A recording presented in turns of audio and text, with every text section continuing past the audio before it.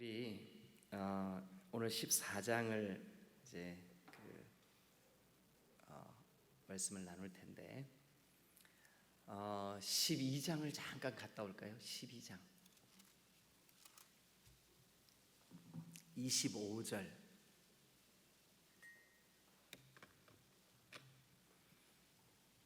여로보암의 죄 세 가지.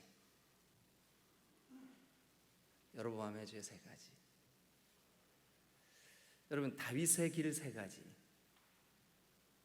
뭐였었죠? 하나님이 나의 왕이시다.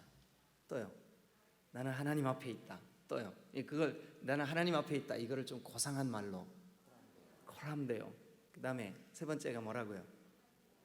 말씀은 내 목숨보다 소중하다. 말씀은 내 반드시 지키겠다, 순종하겠다. 세 가지예요. 하나님이 내 진정한 왕이시다.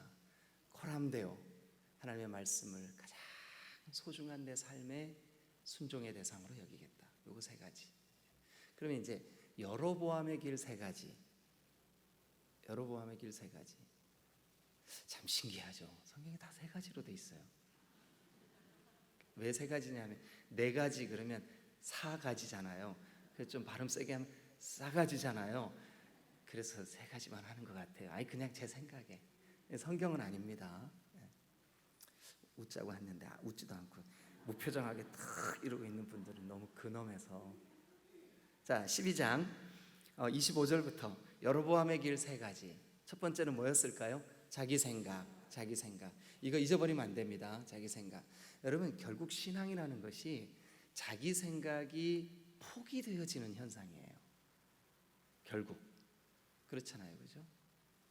내 생각, 내 판단, 내 평가, 내 고집, 내 철학, 내 지식, 그게 내려놓아지면 그때부터 하나님께서 내 삶에 말씀해 주시고 일해 주시고 역사해 주시고 이러는 거잖아요. 그러니까 여로보암의 죄 첫 번째, 자기 생각. 그래서 26절 12장 26절 보니 그의 마음에 스스로 이르기를, 이렇게 하면서 자기 생각, 그죠? 그 다음에 이제 두 번째, 여로보암의 죄 두 번째 28절 뭐예요? 금송아지. 이걸 제가 뭐라고 설명했어요? 편의주의 혹은 인본주의. 이건 무서운 죄입니다. 그래서 우리 디딤돌교회는 앞으로 내가 편한 대로 내 편의주의에 의해서 신앙생활을 하는 것이 아니라 말씀의 기준에 의해서 신앙생활하는 우리가 되어야 될 줄로 믿습니다. 그래서 이 여로보암의 제 두 번째, 금송아지, 편의주의, 인본주의, 혼합주의, 이렇게 제가 말씀을 드렸었습니다. 자, 세 번째 31절 보세요. 31절 그가 또 산당들을 짓고 레위 자손 아닌 보통 사람으로 제사장 삼고, 또 32절 일곱째 달 15째 날 그 여호와의 거룩한 절기인데 얘는요, 어른한테 얘가 뭐야 그러지 마시고 얘라 그래도 돼. 왜 그러냐면 여로보암 이거 완전히 다 망하게 한 장본인이거든요. 완전히 김일성과 동급이에요. 그래서 32절 자기 마음대로 성경이 기록한 하나님께서 모세를 통하여 주신 여호와의 거룩한 절기를 변개시켜 버렸어요. 그러니까 말씀을 자기 마음대로 이리 조각하고 저리 조각하고 자기 마음대로. 그 다음에 33절 그가 자기 마음대로 정한 달 곧 8째 달 15째 날로 이스라엘 자손을 위하여 절기를 정하고, 그러니까 말씀을 파괴시켰다고요. 말씀을 변개시킨 거죠. 요 세 가지. 자, 정리합니다. 자기 생각, 금송아지, 말씀 변개. 요 세 가지. 요게 여로보암의 죄. 그래서 13장 그 여로보암의 죄의 결과가 뭐라고요? 하나님께서 저 예루살렘에서 이름 모를 선지자 하나를 베델에 보냈어요. 그때 마침 여로보암이 베델에서 그 예배하려고 산당에 와 있었어요. 하나님이 이 예루살렘에서 보낸 그 선지자에게 말해라. 예, 하나님, 제가 들려주시는 말씀 그대로 전달할게요. 이렇게 말해라. 두 가지 예언. 하나는 지금 단이 쪼개지고 단에 재가 다 쏟아져. 지금 이루어지는 예언 하나. 또 하나 300년 후에. 이거 300년 후에라는 말은 안 나와요. 그렇지만 300년 후에 되어질 일을 사람 이름까지 정확하게 예언해 줍니다. 그러니까 성경이 위대한 게 뭐냐 하면 예언과 그 예언의 성취예요. 이스라엘 백성들이 바벨론의 포로로 끌려가 있을 때 선지자 이사야는 기원전 670년 사람이에요. 그런데 그 선지자가 앞으로 고레스라고 하는 내가 기름 부어 세우는 종이 일어나서 내 백성을 해방시킬 거다. 근데 이 고레스는 페르시아의 초대 왕으로 그때로부터 최소한 300년 후에 일어날 왕이에요. 근데 이사야가 그 예언했는데 그대로 인류 역사 속에 성취되잖아요. 그죠? 또 너희를 구원할 그리스도 그가 유대 땅 베들레헴에서 날 거다. 처녀의 몸에서 날 거다. 갈릴리에서 자랄 거다. 어둠의 땅 갈릴리가 빛이 임할 거다. 그는 고난을 받을 거다. 그의 손과 발이 못 박힐 거다. 여러분, 이 모든 내용이 다 예언되어 있다는 사실을 믿으시기를 축원합니다. 그리고 그 예언이 정확하게 신약 성경에서 성취가 되고 그 사실을 믿는 자마다 구원을 얻습니다. 이게 우리까지 전해진 복음이에요. 복음이에요. 우리가 믿음 없을 때, 우리가 예수님을 깊이 모를 때 무슨 성경에 무슨 예언이 어디 있어? 그런데 여러분 보세요. 여로보암이 그 자기 생각, 그 다음에 편의주의, 그리고 말씀을 변개시키는 이런 죄를 범하였을 때 하나님께서 예루살렘에서 선지자 하나를 이름 모를 선지자 보내가지고 예언하게 합니다. 당장 이루어질 예언. 단이 쪼개질 거다. 주여. 단이 쪼개질 거다. 그리고 또 한 가지 300년 후에 요시야라고 하는 거룩한 다윗의 자손이 왕이 될 텐데, 남유다의 왕이 될 텐데, 이게 남유다 16번째 왕 요시야예요. 그런데 그가 너처럼 거짓 신앙 가진 사람들의 모든 뼈를 다 맷돌에 갈아가지고 천하에 뿌려버릴 거다. 근데 그 예언이요 그대로 이루어집니다. 그대로 이루어집니다. 그리고 너와 네 자손이, 네 아들들이 다 비참하게 죽게 될 거야. 와, 무섭죠? 자, 그래서 이제 오늘 14장인 거예요. 14장. 그러니까 이제 그 흐름을 여러분 이해하셔야 됩니다. 자, 이제 그러면서 14장 1절 뭐라고 시작하나 한번 보세요. 뭐라고 시작해요?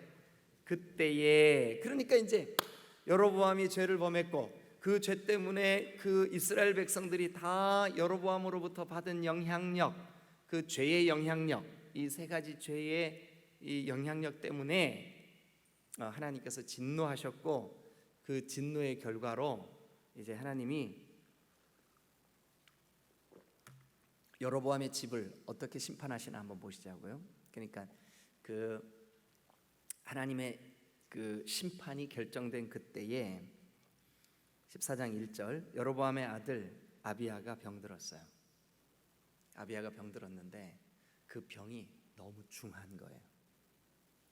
그래서 이 여로보암이 자기 아내한테 여보, 그대 지금 왕비의 옷을 벗고 변장해서 평범한 동네 아줌마처럼 해가지고 내가 왕 되기 전에 나보고 왕 된다고 예언해 준 선지자가 하나 있어. 그 선지자 이름이 뭘까요? 자, 1절 2절 봅니다. 여로보암이 자기 아내에게 이르되 청하건대 그대는 일어나 변장하여. 근데 거기 제가 동네 아줌마처럼 이렇게 얘기했는데 그 말은 없어요 성경에. 근데 어쨌든 변장하여 사람들이 그대가 여로보암의 아내임을 알지 못하게 하고 실로에 가라. 실로에 가면 누가 있겠대요? 선지자 아이야가 있나니. 선지자 아이야가 있는데 그 선지자가 전에 내가 이 백성 이스라엘의 왕이 될 것을 나에게 예언해 준 선지자야. 그 어른한테 가서 우리 아들 어떻게 될지, 우리 아들 아비야, 이게 눈에 넣어도 안 아픈 내 아들, 이 아들 아비야 어떻게 될지 좀 알아봐가지고 와, 물어보고 와. 그런데 이미 이 선지자 아히야는 아들 이름하고 선지자 이름하고 헷갈린다, 그죠? 아들은 아비야, 선지자는 아히야. 예? 좀 헷갈릴 것 같으면 동그라미 쳐놓으세요. 그 1절에 여로보암의 아들 아비야가 병들었고요, 변장시켜서 아내를 갔다 오라고 한 선지자의 이름은 아히야입니다. 이 2절 중간에 있죠, 선지자 아히야.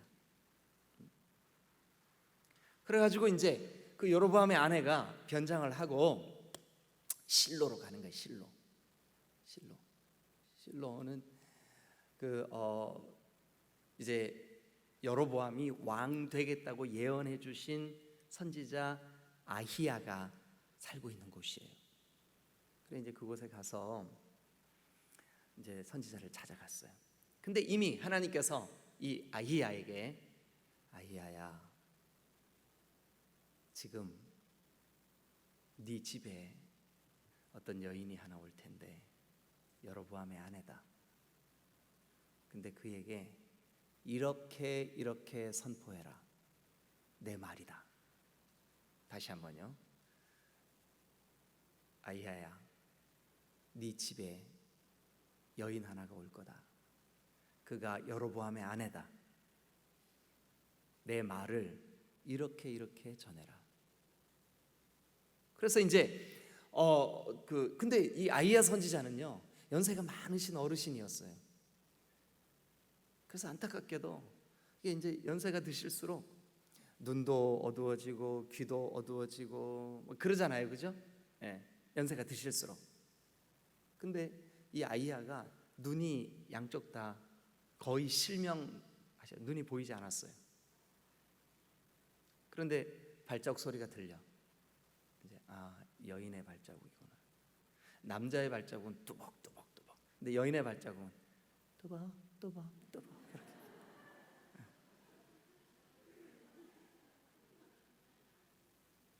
그래가지고 여인이 이제 오는 소리가 들리는 거예요. 그래서 이 아히야가 그 문을 열고, 쌀인 문을 열고 집 안으로 들어오는 그 여인에게 뭐 아무 말도 안 했는데 이 선지자가 이렇게 얘기합니다. 여로보암의 아내여, 들어오시오 하고 예언을 합니다. 아니, 하나님의 전해준 말씀을 그대로 전달합니다. 근데 그 말의 내용이 기가 막힙니다. 그 말의 내용 요약하면 딱 두 가지예요. 메시지가 딱 두 가지. 오늘 아침에 제가 전하려고 하는 메시지도 딱 두 가지. 근데 두 가지가 어렵지도 않고 그냥 누구나, 우리 여기 있는 어린 아이들도, 우리 정말 초등학생만 돼도 누구나 알아들을 수 있는 두 가지밖에 안 돼. 그 메시지의 내용은 두 가지밖에 안 돼. 그 메시지 내용만 오늘 여러분 가슴에 딱 새기고, 이미 여러분 이것은 반복적으로 우리가 함께 나누었던 말씀이에요. 그러니까 하나님의 마음속에는 그거밖에 없어요. 더 많은 것을 요구하지 않아요.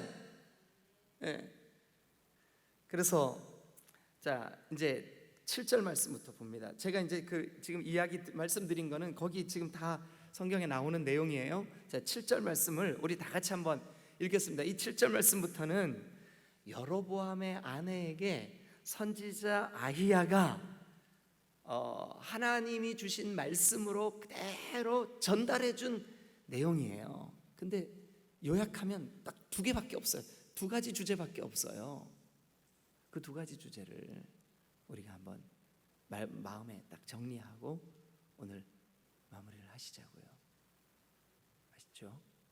자, 그러면 7절 다 같이 시작.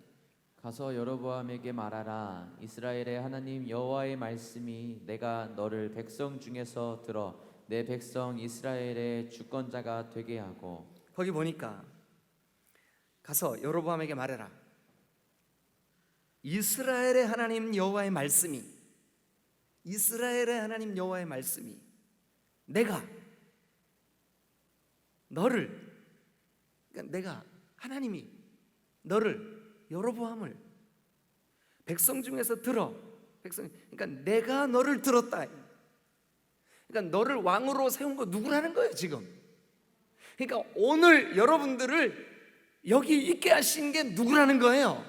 그러니까 여러분들을 오늘까지 생명을 연장시키시고 오늘 이 말씀을 듣게 하시고 오늘 여기까지 이끄시고 오늘 여기까지 인도하신 분이 누구시라는 거예요. 그러니까 네 인생의 주인이 누구라는 거예요. 그래서 여러분 이 문장에 주어가 강조형 주어로 돼 있어요.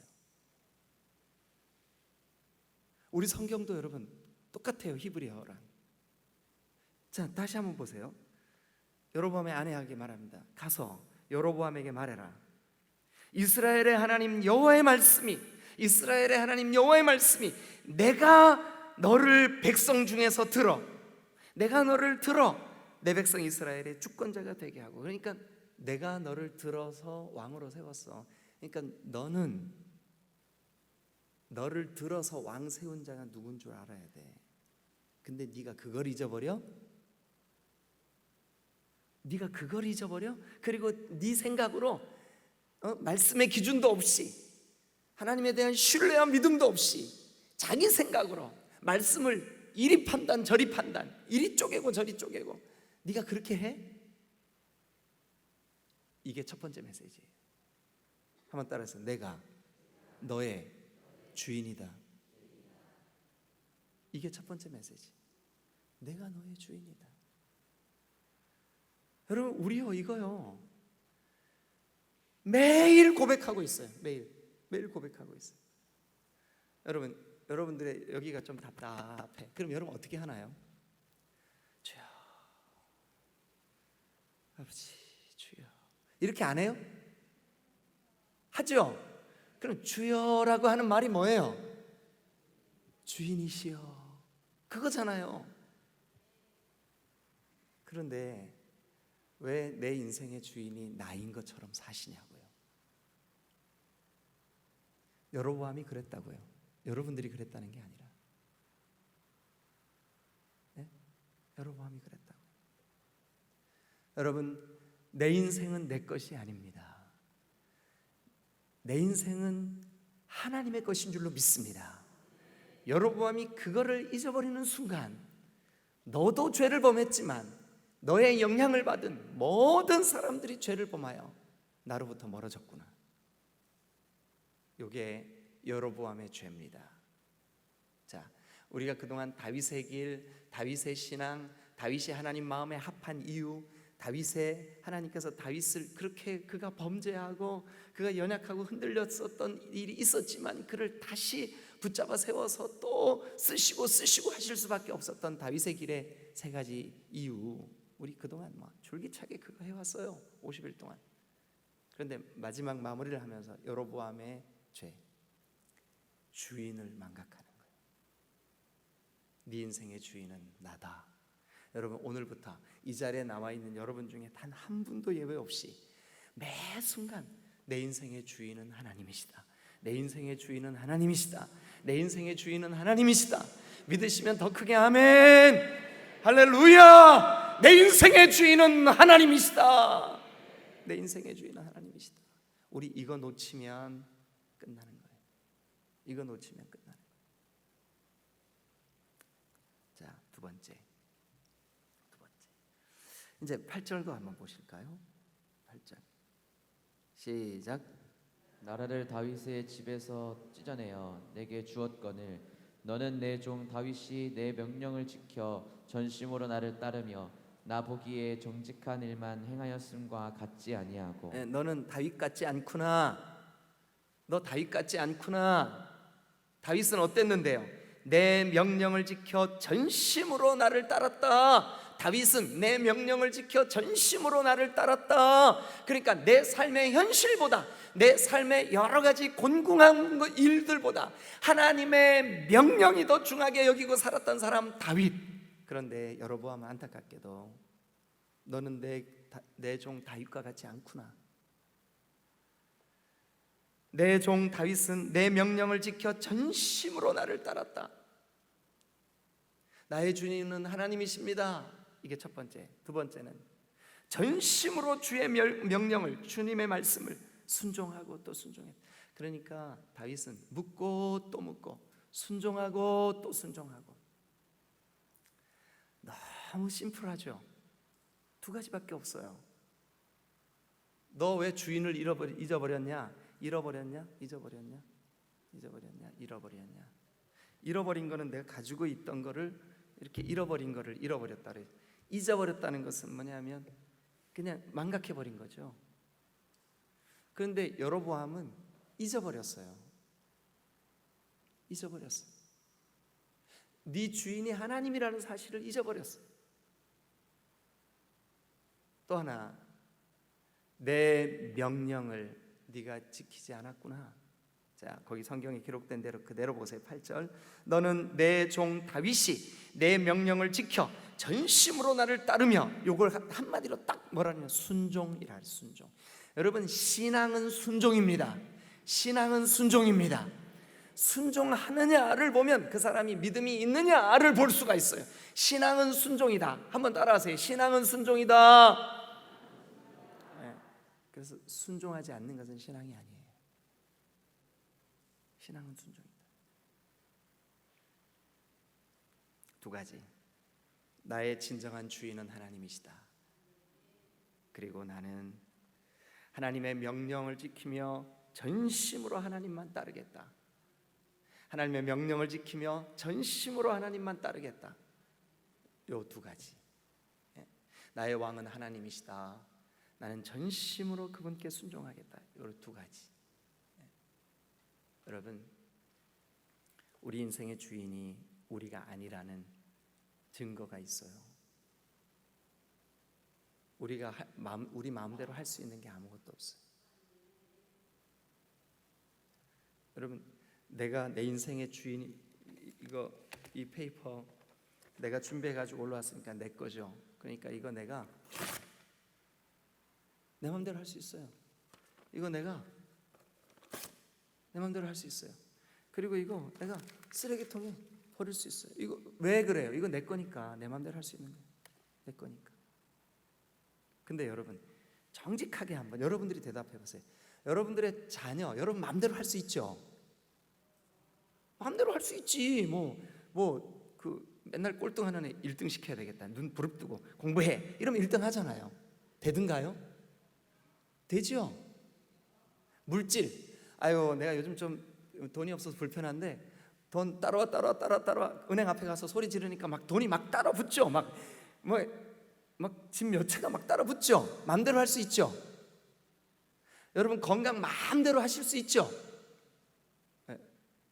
여러분, 제가 지금 질문한 내용 중에 뭐 하나 우리 마음대로 할 수 있는 거 아무것도 없어요. 그렇다면 내가 내 마음대로 할 수 있어야 내가 주인인데, 내가 내 마음대로 할 수 있는 게 아무것도 없구나. 그러니까 이거를 마음대로 하실 수 있는 분만 주인인 거예요. 근데 그분은 전능자 하나님이신 줄로 믿습니다. 오늘 제가 예화 한 가지 말씀드리고 오늘 말씀 마치겠습니다. 어떤 자매가 하나 있었어요. 이 자매는 대학에서 음악을 전공했어요. 플루스를 전공했어요. 플루스 소리 얼마나 아름답습니까? 그죠? 플루스를 전공했어요. 여러분 아시다시피 이 플루스의 생명은 손가락이에요. 손가락. 그런데 이 자매가 연주자가 되는 게 꿈이었어요. 내가 훌륭한 연주자가 돼야지. 그래서 열심히 연습했어요. 대학원 졸업 발표회를 앞둔 일주일 전쯤 이 손가락에 마비가 오기 시작한 거예요. 그리고 세 번째 손가락이 막 말려 들어가기 시작해요. 가장 중요한 손가락 중에 하나인데 그게 막 말려 들어가기 시작한 거예요. 결국 졸업 연주회도 할 수 없었고 자기가 그토록 사모하고 원했던 연주자의 길도 더 이상 갈 수가 없었어요. 얼마나 힘들었을까요? 대학 내내 전공을 했고 대학원까지 이제 졸업 연주회만 잘 마치면 꿈에 그리던 연주자의 길을 갈 수가 있는데 일주일 앞두고 손가락에 마비가 왔으니까 그 아픔 가운데 이 자매는 결혼을 했지만 여러 가지 마음에 답답함이 많이 있었어요. 그러면서 근래에 하나님의 말씀을 듣고 하나님이 진정한 나의 왕이시구나, 통치자시구나 하는 것을 깨닫게 되었어요. 그러면서 그 마음에 아직도 여전히 연주를 회복할 수 있는 것도 아니고 여전히 내 상황에 변한 것은 아무것도 없어. 내 삶의 이 곤고함 중에 변한 게 아무것도 없어. 근데 이상하게 마음에는 평강이 임했고 기쁨이 넘쳐. 그저 한 가지밖에. 그래 맞아, 주님이 나의 인생의 주인이야. 이 재능을 주신 것도 하나님, 이 재능을 가져가시는 것도 하나님. 그래서 나는 지금 하나님이 내 인생의 주인이라는 사실 앞에 오직 그분만 바라보고 살아갈 거야. 마음에 그것을 정했을 뿐인데 마음의 기쁨과 평강이 넘치고 있어요. 그 자매가 여기 앉아있는 유명한 자매, 우리의 지체. 여러분, 우리는 지난 50일 동안 다윗의 길과 여로보암의 길을 비교하면서 여러분 그동안 어떤 인생을 살아오셨습니까? 저는 이 특별 새벽기도 50일이 하나님께서 미리 예정하신 일이라고 저는 믿어져요. 그리고 이 50일 동안 저와 여러분들에게 줄기차게 하나님은 다윗의 길과 여로보암의 길을 비교해 오셨다고 저는 믿어요. 그리고 그 메시지를 여러분들과 함께 나누었어요. 여러분, 오늘 우리는 결단하십시다. 하나님, 내가 결단코 여로보암의 길 가지 않겠습니다. 다윗의 길 가겠습니다. 우리 이 시간 한번 같이 기도하겠습니다. 여러분, 이 시간에 우리의 결단의 기도는 하나님 앞에 약속하는 기도요. 하나님, 나 주님의 기쁨 되기 원합니다. 나 주님의 기쁨 되기 원합니다. 내가 원하는 한 가지는 오직 주님의 기쁨이 되기를 원합니다. 주님, 나 다윗의 길 가고 싶습니다. 나의 진정한 왕은 하나님 한 분뿐이십니다. 주여, 내가 늘 하나님 앞에 있겠습니다. 고람대오하겠습니다. 하나님, 내가 하나님께 순종하겠습니다. 그러기 위하여 나는 묻고 또 묻고, 하나님 제가 어떻게 할까요? 묻고 또 묻고, 듣고 또 듣고, 순종하고 또 순종하고, 하나님만 바라보겠습니다. 여러분, 이 시간 우리의 입술로 주님 앞에 그렇게 고백하십시다.